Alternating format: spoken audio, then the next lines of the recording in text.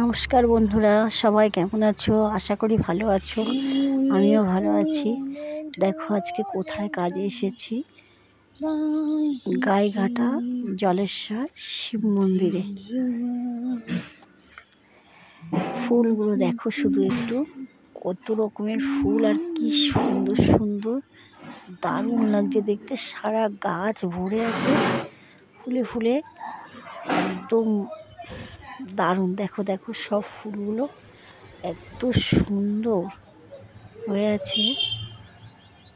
তোমাদের কার কার কোন ফুল পছন্দ একটু বলবে কমেন্ট করে। দেখো কত সুন্দর ফুলগুলো, দেখতেই পাচ্ছ হেবি সুন্দর লাগছে দেখতে।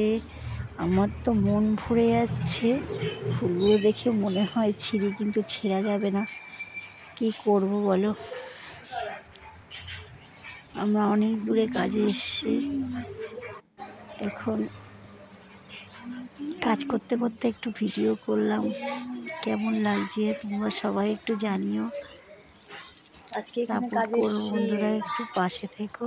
গাইঘাটার জলেশ্বর শিব মন্দিরে প্রাইমারি স্কুল।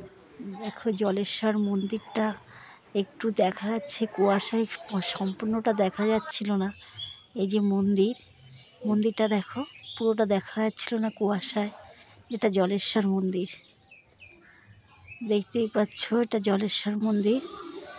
এই যে মন্দিরের বাইরে স্কুলের পাশে আমরা কাজ করছি।